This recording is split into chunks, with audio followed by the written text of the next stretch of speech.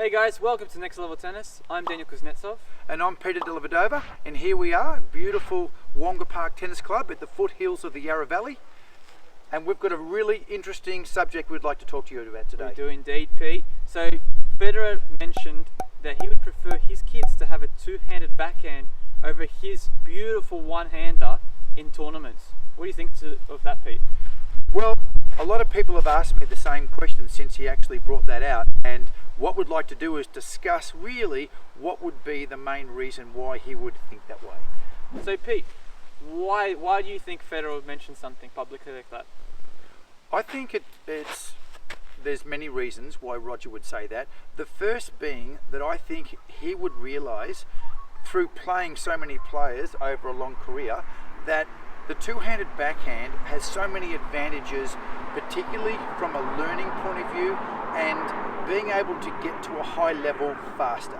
I think that Federer would realise, particularly with his skill set, that it took a long time for him to really develop that one-hander to where it is right now, whereas the two-handed backhand, you can learn it quick, it gets to a high level fast, and I think he would probably go, look, I would prefer my kids not to have to go through the difficulty of learning a one-hander. So Pete, do you think it's something that's quite easy to pick up from a young age, the two-handed backhand over a one-hander? Yep, definitely, Daniel, there's no doubt at all. I think if you go down to your local tennis club, or you go to a tournament, a local tournament, the first thing you're going to notice is coaches will spend probably between 90 and 95% of their time teaching young kids to play two hands. And the reason they do that is because it's instant. You get instant success with it. Straight away, you can feed a ball and the person can hit a forehand and a backhand over the net, and all of a sudden you've got them in the game. Whereas if a coach decides to teach young kids to play a one hand, they instantly know that it's going to take time, and whether they're going to be patient enough to learn that, the coach would worry. I also think, as a two-hander myself, I feel that a two-handed backhand is going to give you much more variety with very minimal technical change. What do you think from your point of view? Obviously, Pete, you've got a one-handed backhand. Yep, I agree, Daniel. I think the main thing with a two-hander, particularly in the early years of it, is that instantly you have got a variety of shots. You can play a normal rallying ball, like with topspin, but you can also, the movement patterns are a lot easier to learn as opposed to a one-hander. So you straight away, the development of your forehand and the backhand are very similar. They will work up at the same time, whereas I believe if you start off with a single-hander, the forehand normally develops and then the backhand tries to catch up to it. Eventually it does, but it takes a long time, whereas I think instantly you have a player with even that balance. Yeah, and that's actually something that I learned from a young age playing the juniors. As soon as you saw that one-hand backhand on the other side of the court, something as a two-hander I would target instantly. And I feel like one-handers tend to have a little bit more weaknesses compared to a two-hander. They do, and I think Roger would be saying to and thinking with his children, saying, hey, listen, irrespective of whether they're going to play professional tennis or whether they're just going to enjoy tennis, not having that weakness, not having that shot that you can target, because that's exactly what happens. As a coach, I know that if my players are going out there to play against a one-hander, the first thing we talk about are ways of playing against a one-hander. Whereas if they've got a two-hander, instantly you go, well, guess what? This player will probably be more balanced. That's right, and I believe also, and I think you'll agree with me here, Pete, having a two-hand or solid two-hand backhand instantly improves the second most important shot in tennis, and that's the return to serve. So if you have a solid two-handed backhand, instantly you have a much more solid return to serve compared to a one-hander. Yep, what do you think, Pete? Spot on, Daniel. When I was growing up, there were a lot more one-handers, and we did target that, particularly on our serves. Whereas now, if you play against a two-hander, I believe that instantly you've got a very strong return. Quite often, the two-handed return is stronger than the one-hander as far as the forehand. Now that makes a massive difference to how you would view your opponent, and that's the number one thing that I've watched and see develop from a two-hander compared to when I was growing up with the single hand. And that's probably why currently on tour, I believe the two-hander is dominating the game, and I feel Federer has actually changed and altered his one-hander Yep. to be a bit more aggressive because there was something that a lot of the pros targeted on him. Yeah, well, what ended up happening is Roger, his backhand changed dramatically with those losses he had with Nadal. So Nadal had a shot that would be high, kicking up into that single-hander, and Roger was forced to either hit a slice or a weak high ball. The chip back, yeah. And then all of a sudden, Nadal had that tactic. If you read about what Rafa said, he said he would just hit that ball into that shot. Now, what happened is then Roger decided to take the ball much earlier, developed it. He is a very special, skilled player. He was able to do it. Now, Roger would also know that the players at the moment that are doing really well with a single-hander, they are highly skilled. So, whereas with a two-hander, I believe that you can make a very, very good tennis player without that amount of skill. Whereas minimal change. Absolutely, That's absolutely, and it does take time. But in conclusion, if you were to say, would a two-hander and a one-hander at the end with elite players, which is better? Well, there is an argument for both.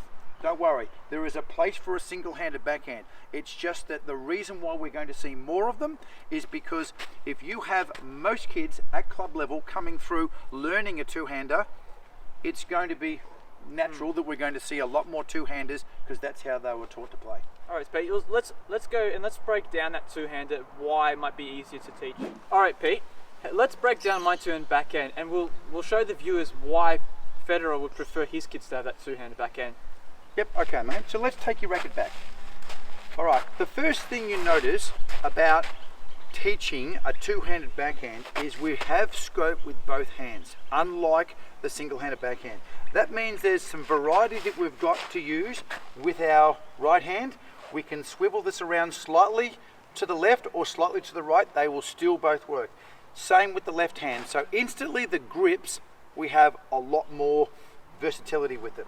The second thing is when you take your racket back with both hands, the racket automatically is nice and stable. So as you can see, Daniel's got his racket here, there's good separation here, he's loaded up. Now, show me what you would do where you generate your power with your two-hander. So I generate my power from here straight through the ball there. Right, okay. So where two-handers have an advantage is there is a nice relaxed feel in through here, that where the racket goes from the backswing, drops down, comes back out, and at the point of impact, it's very, very stable, very easy to control with the use of the left hand. Whereas to get a topspin shot with a one-hander requires an enormous amount of coordination. The left hand on that racket makes a massive difference to how easy somebody learning the game can do it. So just go back to the backswing, drop down into impact, and then the follow through. And as you can see, it's actually quite an easy swing to do. Plus, it's very easy to be able to get the weight onto the front foot. As a coach, when you are teaching players to play one hand, that move, if you do that again, Daniel, that move getting onto your front foot as you hit is not easy. It takes an enormous amount of confidence. Whereas instantly a two-hander, even 4 and 5-year-olds learning to play the game, can feel comfortable playing off their front foot. And that makes a big difference to not only the power, but the confidence. Kids love to see the ball going over the net. They do. Don't they?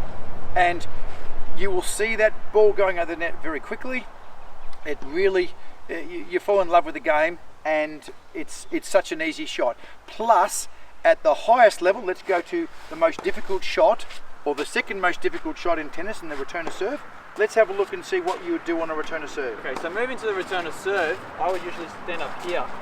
It doesn't matter how high the ball bounces. If it's either here, through my contact zone, up here, I've always got a good balance. I'm always still my front foot as I hit that ball. Yep. What I like about it, as you can see when Daniel does that, is do you see how there's no need to take a big backswing? And that's the secret of being a good returner server. Having the ability to be able to absorb the speed of the serve with a short backswing, giving it full face of the strings, then follow through. Just do a couple more of those. So I'll go through here, up here, even right up here from a kick serve. All I need is that little bit of swing to hit those balls straight through, and I'm using the power of my opponent. So if we put you, for instance, Pete, and you hit that one-hand return, let's have a look at Pete's one-handed return, how much swing he has to generate to get that shape. I'm through here, exactly. So to be able to get that and be able to time that is a lot harder. And that's only through the contact zone. So if we have a look at Pete's high, if we kick it, and that's something that as a two-hander we used to target a lot, even with our serves, is we'll target the one-handed high backhand. That's something we would kick that serve right up there. So if you did a swing up here, Pete, how would you generate your swing through there? Yeah, well, to generate the power, it really takes an enormous amount of timing plus training to be able to get the power where you need to play that one hand. And that's what we talk about as far as it takes years to develop the skill to be able to play that shot. Doesn't mean you can't do it, but it takes time. And certainly with younger kids, you know, you get them and you get that ball coming in high, and as you know, the kids that are playing tournaments or competition, the ball comes in high, it's out of their hitting zone. Instantly with your two-hander, you will have no trouble with a high ball because you've got that stability, that power. Whereas somebody with a one-hander, that's difficult. They have to do a lot more running back to try to let the ball come down into the hitting zone. So where the ball is, the hitting zone for a two-hander is a big zone. Like you can play low, here, and up here. A lot of variety through that. Absolutely. Yep, whereas with a single, you have pretty much above the knee and lower than the shoulder. Once it gets high, you really need to know what you're doing and you need to be strong. And so from the high ones, one-hander will probably have to chip it, which, you know, you lose the power from and the instantly shot. then a player has a game plan against it because you know what ball's coming back. That's right. Whereas with a two-hander, you don't. They can drive that ball because of that stability.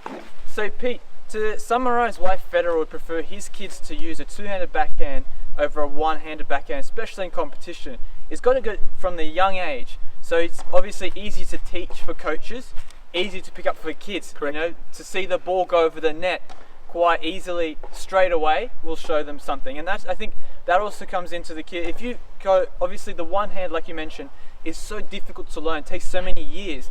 If you told a developing or up and coming player in his junior career, if you told him that you'd have to sacrifice some matches, you're going to sacrifice some wins to develop that one hand, not many kids are going to want to do that, especially if you can tell them that you'll win more matches if you go to a two-hander. What do you think? I think that's exactly right, Daniel. I think really coaches in their businesses, when they start out, it is a risk to take on too many players to play one hand at a very young age because of the time it takes to get that shot good enough to be competitive. In the end, it's a fantastic shot, but it is slightly risky, and I don't think many kids that you're coaching that go into tournaments or competition will, if they started with two hands, go to a one hand knowing that their level will drop for a little while. And that's a real key to it. Indeed, and in fact, there's not many kids that will do that.